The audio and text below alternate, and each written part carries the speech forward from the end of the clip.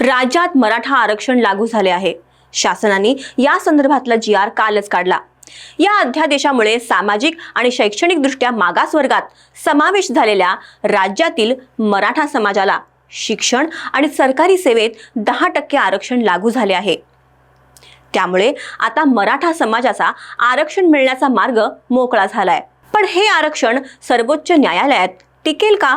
सामाजिक कार्यकर्ते आणि विधिज्ञ या संदर्भात काय म्हणतात? हे आरक्षण लागू झाल्यानंतर मनोज जरांगे पाटील यांचं काय म्हणणं आहे?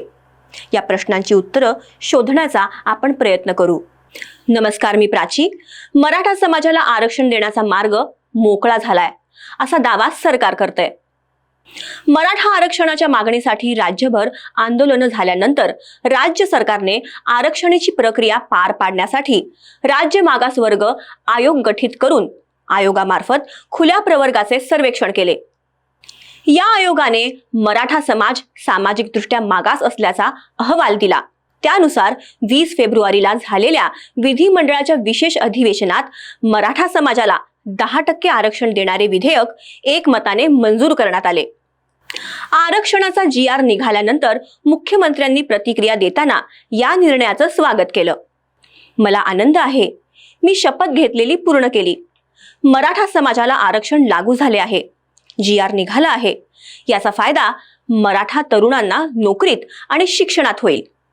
याचे समाधान सरकारला आणि मला आहे। या निर्णयाचा फायदा मराठा समाजाने घ्यावा। शिवाजी महाराजांच्या साक्षीने मी बोललो होतो, ते पूर्ण केले। कोणत्याही समाजावर अन्याय न करता मराठा समाजाला टिकणारे आणि कायद्याच्या चौकटीत बसणारे आरक्षण दिल्याचा आनंद आहे। आता हे आरक्षण कोणासाठी लागू आहे आणि याचा लाभ कोणाला होणार याची माहिती घेऊया। पण त्याआधी एक विनंती, कृपया आमचं चॅनल सबस्क्राईब करा, लाईक करा आणि हो, कमेंट करायला विसरू नका। तुमच्या सकारात्मक कमेंट्सचं आम्ही नक्कीच स्वागत करू।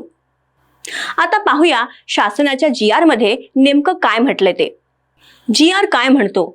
महाराष्ट्र राज्यातील सामाजिक आणि शैक्षणिक मागास वर्गासाठी राज्यघटनेच्या कलम 15च्या उपकलम 4, कलम 15च्या उपकलम 5, कलम 16च्या उपकलम 4 आणि 46 नुसार सामाजिक आणि शैक्षणिक मागास वर्ग म्हणजेच socially and educationally backward classes किंवा SEBC असा नवीन वर्ग तयार करण्यात आला आहे। या वर्गामध्ये मराठा समाजाचा समावेश करण्यात आला आहे। आता महत्त्वाचा भाग, हा भाग तुम्ही सर्वांनी पाहणं खूप आवश्यक आहे। हे आरक्षण कोणाकोणाला किंवा कोणकोणत्या विभागांना लागू होणार आहे? तर सदर शासन निर्णय राज्यातील सर्व शासकीय, निमशासकीय कार्यालये, सेवा मंडळे, महानगरपालिका, नगरपालिका, शैक्षणिक संस्था, स्थानिक स्वराज्य संस्था, जिल्हा परिषदा, महामंडळे, शासकीय अनुदान प्राप्त संस्था, विद्यापीठे, सहकारी संस्था, शासकीय उपक्रम व शासनाच्या अधिपत्याखालील किंवा शासनाने अनुदान दिलेली मंडळे इत्यादींना लागू होणार आहे। पण राज्यात आधीपासूनच सुरू असलेल्या शासकीय नोकर भरतीसाठी हे आरक्षण लागू नसेल। पण 26 फेब्रुवारी पासून आणि त्यानंतर सुरू होणाऱ्या नोकऱ्यांमध्ये मराठा समाजासाठी 10% जागा आरक्षित असतील। ही झाली आरक्षणाबाबतच्या अध्यादेशाची माहिती।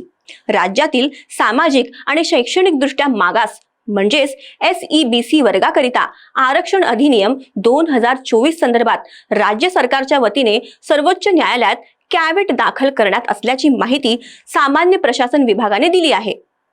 पण खरा प्रश्न आहे तो, हे आरक्षण सर्वोच्च न्यायालयात टिकणार आहे का? कायदे तज्ञ काय म्हणतात? दिनांक 5 मे 2021 रोजी सर्वोच्च न्यायालयाने मराठा आरक्षणाची याचिका फेटाळली होती। मराठा समाज हा सामाजिक आणि आर्थिकदृष्ट्या मागास नसल्यामुळे त्यांना नोकऱ्या आणि उच्च शिक्षणात आरक्षणाची गरज नाही, असं मत न्यायालयाने व्यक्त केलं होतं। मात्र महाराष्ट्राच्या विधिमंडळाने मराठा समाजाला 10% आरक्षण देण्याचं विधेयक एकमताने मान्य केलं। शरद पवार म्हणतात की सरकारने मंजूर केलेलं विधेयक हे 2014 व 2018 साली मंजूर केलेल्या विधेयकासारखंच आहे। यापूर्वी सर्वोच्च न्यायालयाने 2 वेळा हे विधेयक रद्द केलं। आता ही अशीच गत होणार आहे। माजी मुख्यमंत्री पृथ्वीराज चव्हाण म्हणतात की या विधेयकात एकच बदल आहे, आणि तो म्हणजे यापुढे मराठा समाजाला आर्थिकदृष्ट्या मागास वर्गाचं म्हणजेच EWSचं 10% आरक्षण मिळणार नाही, तर राज्याचं 10% आरक्षण मिळू शकेल. न्यायमूर्ती बापट यांनी हे आरक्षण कायद्याच्या चौकटीत टिकणार असं मत व्यक्त केलंय. पण आधीच्या विधेयकात आणि महायुती सरकारने मंजूर केलेल्या विधेयकात काय फरक आहे? तर मागासवर्ग आयोगाने मराठा समाजाचं सर्वेक्षण करून त्याचं सामाजिक आणि आर्थिक मागासलेपण सिद्ध करण्याचा प्रयत्न केला आणि हा डेटा सर्वोच्च न्यायालयात सादर केला जाणार आहे. यापूर्वी मराठा समाज मागास आहे हे सिद्ध करण्यात सरकार अपयशी ठरलं होतं. यावेळी तर महायुती सरकारने निजामकालीन मराठा कुणबी, कुणबी मराठा या नोंदींचीही माहिती मिळवून ती देखील सर्वोच्च न्यायालयाच्या पटलावर ठेवण्याची तयारी केली आहे. त्यामुळे आता सगळं लक्ष सर्वोच्च न्यायालयाच्या सुनावणीकडे लागलं आहे. तोपर्यंत तरी महाराष्ट्र शासनाने मंजूर केलेला GR अंमलात येईल आणि मराठ्यांना नोकरी आणि शिक्षणात आरक्षण मिळेल अशी शक्यता वर्तवण्यास वाव आहे. हा व्हिडिओ कसा वाटला ते आम्हाला नक्की कळवा. तुमच्या सकारात्मक कमेंट्सचं आम्ही नक्कीच स्वागत करू. कृपया चॅनलला लाईक करा, शेअर करा आणि सबस्क्राईब करा. धन्यवाद.